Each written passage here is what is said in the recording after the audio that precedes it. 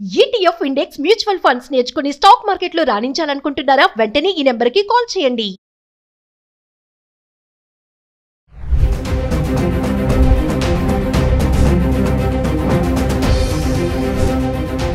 Hi hello నమస్తే, welcome back to Suman TV. ప్రస్తుతం మనతో పాటు ఉన్నారు ఫ్యామిలీ కౌన్సిలర్ రజనీ రమ్మ గారు. నమస్తే మ్యామ్. నమస్తే నవీన. మ్యామ్, ఇప్పుడు చాలా ఇళ్లలో వైఫ్ అండ్ హస్బెండ్ కలిసే ఉంటారు, కానీ అన్నీ బాగానే ఉంటాయి. నైట్ పడుకునేటప్పుడు మాత్రం సెపరేట్గా పడుకుంటారు. మనం ప్రీవియస్ కొన్ని వీడియోలో మాట్లాడుకున్నాం. వైఫ్ అండ్ హస్బెండ్ కలిసి పడుకోకపోవడం వల్ల వచ్చే సమస్యలు ఏంటి, నష్టాలు ఏంటి అనేసి. మరి ఈ ట్రెండ్ ఏంటంటారు? అంతా బాగానే ఉంటుంది కానీ అక్కడ మాత్రం డిఫరెంట్గా ఉంటారు, కలిసి పడుకోరు. మరి దానివల్ల వాళ్ళ రిలేషన్ అనేది పెరుగుతుందా తగ్గుతుందా అంటే ఒక్కసారి దాని గురించి. ఇప్పుడు మీరు చెప్పారు కలిసి పడుకోరు, ఇది చాలా మందికి తెలుసు కదా. ఈ కలిసి పడుకోరు అని మనం మాట్లాడుకుంటే చాలా మందికి తప్పు అయిపోతుంది. అంటే వాళ్ళు ఏం చెప్తున్నారంటే, అలా కలిసి పడుకోకపోవటం వల్ల మాకు హ్యాపీగా మంచి నిద్ర వస్తుంది, మాకు ఎటువంటి ఇప్పుడు మనిషికి సఫిషియెంట్ స్లీప్ అనేది చాలా అవసరం. స్లీపింగ్ డిజార్డర్ ఉండకూడదు. కాబట్టి కొంతమంది కష్టపడి పగలంతా పనులు చేసుకోవడము, అలసిపోయి ఉంటారు. కొంతమంది అంటే ఏజ్ లేదు ఇక్కడ, ఏ ఏజ్ వాళ్ళైనా సరే. కొంతమంది ఒక ఏజ్ వచ్చిన తర్వాత హెల్త్ బాగోకపోవడము, టాబ్లెట్స్ వేసుకోవడం, పడుకోవడం, నిద్ర డిస్టర్బ్ అవ్వకూడదు. ఒకవేళ నిద్ర డిస్టర్బ్ అయితే మర్నాడు బాడీ అంతా బ్యాలెన్సింగ్గా ఉండదు. వాళ్ళు తూలుతున్నట్టు, కళ్ళు వాలిపోతున్నట్టు, ఆకలి ఉండదు, రకరకాల ప్రాబ్లమ్స్ వస్తాయి. ఇంకొకటి, పార్ట్నర్ గురకలు పెట్టిన నిద్దట్లో మాటికి వాళ్ళు పొజిషన్ చేంజ్ చేసుకుంటూ కదులుతూ ఉన్నాయి, ఏవో బాడీ పెయిన్స్ ఉండొచ్చు, లేకపోతే టాయిలెట్స్ కోసం లేవచ్చు మిడ్ నైట్లో, పక్క వాళ్ళకి ఇబ్బంది అవుతుంది. రకరకాల ప్రాబ్లమ్స్ ఇవి మనం చెప్పక్కర్లేదు, అందరికీ తెలుసు. అలాంటప్పుడు చాలామంది ఏమనుకుంటున్నారంటే విడిగా పడుకుందాము. నేను చూస్తున్నాను రెండు బెడ్రూమ్స్, అంటే బాగా ఉన్న వాళ్ళల్లో, లేని వాళ్ళు పక్కన వేరే కొంచెం దూరంగా వెళ్ళి పడుకోవడము జరుగుతున్నాయి. దీన్ని ఎవరు కూడా తప్పు పట్టకూడదు. వాళ్ళు ఏం చెప్తున్నారు, మాకు బాగుంది, అలా పడుకున్నంత మాత్రాన మా రిలేషన్ ఏం దెబ్బతినలేదు, సో మాకు మంచి నిద్ర అనేది మేము పొందుతున్నాము. మంచి నిద్ర అనేది చాలా అవసరం. డాక్టర్లు చెప్తూ ఉంటారు మనకి 8 గంటల నిద్ర ఖచ్చితంగా అవసరము. అంటే వాళ్ళు చేసే పనిని బట్టి ఒక్కొక్కటి ఖచ్చితంగా 7 గంటలు అవసరము. మినిమం 7 అవర్స్ అయితే ఉండవలసిందే. మరి అలాంటప్పుడు 4 అవర్స్, 3 అవర్స్, 5 అవర్స్ పడుకుంటే శరీరంలో హెల్త్ ప్రాబ్లమ్స్ వస్తాయి. యూత్కి అయినా సరే వాళ్ళు యాక్టివ్గా ఉండలేకపోతారు, వాళ్ళు వర్క్ ప్లేస్లో వర్క్ చేయలేకపోతారు, పక్కన కొలీగ్స్తో హ్యాపీగా హుషారుగా ఉండలేకపోతారు, మూడీగా అనమాట. ఇప్పుడు మైండ్ లోపల డ్రౌజీగా ఉంటుంది. ఉన్నప్పుడు వాళ్ళు ఏ పని చేయలేరు, డల్గా ఉంటారు. ఇవన్నిటి వల్ల వాళ్ళు ఏం చేస్తున్నారంటే విడిగా పడుకుంటున్నామని చెప్తున్నారు సర్వేలో. దాన్ని కొంతమంది ఏమంటారు స్లీపింగ్ డైవర్స్. అదేం కాదు. అంటే ఇంకొక కేటగిరీ కూడా ఉన్నారు, ఎప్పుడు భార్యాభర్తలకి పడదు, మనం ఎందుకు దగ్గరగా పడుకోవాలని విడివిడిగా పడుకుంటుంటారు. దాన్ని అలా చెప్పుకోవచ్చు స్లీపింగ్ డైవర్స్ అని చెప్పి. కానీ ఈ కండిషన్స్ వేరు.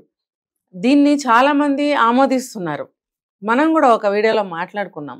ఇప్పుడు రాత్రి అంతా విడిగా పడుకున్నంత మాత్రాన, ఫర్ ఎగ్జాంపుల్ డే అంతా వేరు చోట్ల ఉంటున్నారు, అవునా కదా, ఉద్యోగాల పేరు మీద విడిగానే ఉంటున్నారు. అంటే నేను ఇక్కడ పోల్చుతున్నది విడిగా అనే విషయాన్ని పోల్చుతున్నాను. బయట పొద్దున్నుంచి రాత్రి వరకు విడిగానే ఉంటున్నారు కదా. మరి ఈ నిద్ర కోసం విడిగా ఉండటంలో తప్పేముందని అడుగుతున్నారు కొంతమంది. అంటే వాళ్ళకి ఇష్టమైతే, వాళ్ళకి కంఫర్ట్గా ఉంది అనుకుంటే, వాళ్ళ రిలేషన్ ఏమీ పాడు కాలేదు, బాగున్నాం మేము అని అనుకుంటే వాళ్ళది ఫాలో అవ్వచ్చు, తప్పేమీ లేదు. అయితే ఇక్కడ ఇంకొకటి ఏంటంటే, మేము ఇలా ఉండటం వల్ల డే టైం అంతా కూడా చాలా యాక్టివ్గా ఉంటున్నాం, మేమిద్దరం చాలా హ్యాపీగా ఉంటున్నాము. ఇంకొకటి ఏంటంటే, రాత్రి అంతా కూడా మేము దూరంగా ఉంటున్నాం ఫిజికల్గా, కానీ మాట్లాడుకోవటానికి కూడా లేదు. అన్ని అవర్స్ మాకు గ్యాప్ వచ్చింది కాబట్టి మార్నింగ్ చాలా ఏమంటారు ఇంట్రెస్ట్గా, చాలా ఏమంటారు ఎప్పుడెప్పుడు చూస్తామా వాళ్ళని అని ఒక థ్రిల్లింగ్ కూడా మాలో ఉంటుంది. గబగబా లేచి వెళ్ళి పలకరిద్దాము. తర్వాత ఏదన్నా ఒక మాట్లాడుకునేటప్పుడు కూడా అఫెక్షనేటివ్గా మాట్లాడుకోవడము, ఒక నిర్ణయం తీసుకునేటప్పుడు కాంప్రమైజింగ్గా తీసుకోవడము. ఎందుకనంటే ఆ వాల్యూ ఆ ఎడబాట్లో తెలుస్తుంది. అంటే అలా పడుకోకపోవడం వల్ల రిలేషన్ ఏమి దూరం అవ్వదంటారా? కొంతమంది జంటల్లో అంటే అలా అనుకుని విడిగా పడుకునే వాళ్ళ విషయంలో నేను ఏదైనా గొడవ పెట్టుకొని, గొడవ లేకుండా నేను ఇప్పుడు ఏమేమి చెప్పాను, వాళ్ళ వల్ల ఏమన్నా ప్రాబ్లమ్స్ ఉంటే గురకలు పెట్టడము, లేకపోతే మధ్యలో మాటికి లెగవడము, వాళ్ళ పొజిషన్ చేంజ్ చేసుకుంటూ కదులుతూ ఉండడం వల్ల పక్కన పడుకున్న వాళ్ళకి ఇబ్బందికరంగా ఉంటుంది. దానివల్ల 7-8 గంటలు నిద్రపోవాలనుకునే వాళ్ళకి నిద్ర ఉండదు. అలాంటి వాళ్ళు విడివిడిగా పడుకుంటే నష్టమేమీ లేదు. తెల్లవారి పొద్దున వాళ్ళ మధ్యన ఇంకా అటాచ్మెంట్, ప్రేమ అన్ని కూడా పెరుగుతాయి అని చెప్పి ఒక సర్వేలో తేలింది. అది వాళ్ళకి ఇష్టమైనప్పుడు ఆ కండిషన్స్లో మాత్రమే.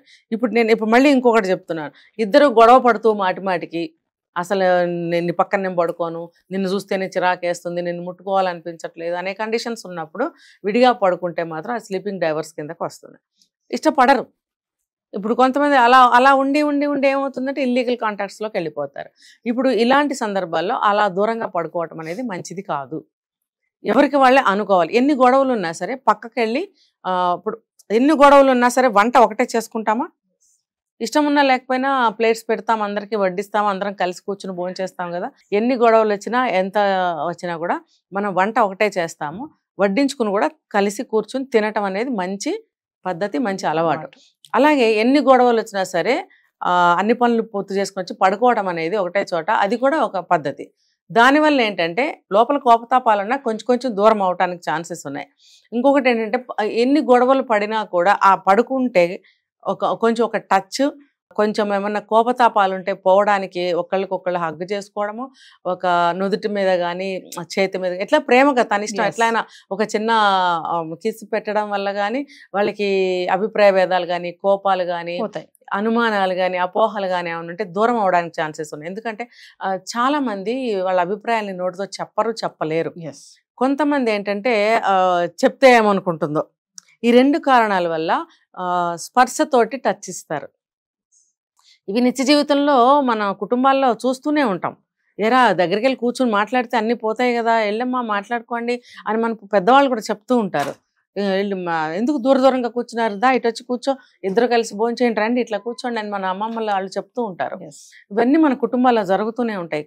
కాబట్టి ఏదో నేనేదో స్పెషల్గా చెప్తున్నాను అనుకోవద్దు.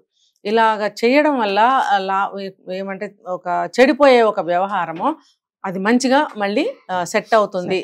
కాబట్టి పెద్దవాళ్ళు చెప్తారు కాబట్టి ఎన్ని కోపతాపాలున్నా కూడా కలిసి పడుకోవటం అనేది భార్యాభర్తల యొక్క ఇంటి కోసం, భార్యాభర్తలు కి అది ఒక ధర్మం. ఇది ఇంటి కోసం మనం భార్యాభర్తలు ఇలా ఉండకూడదు. ఎన్నున్నా సరిపెట్టుకోవాలి, ఎన్నున్నా సరి చేసుకోవాలి, ఎన్నున్నా సరే మనము క్షమించుకోవాలి ఒకళ్ళకొకళ్ళము.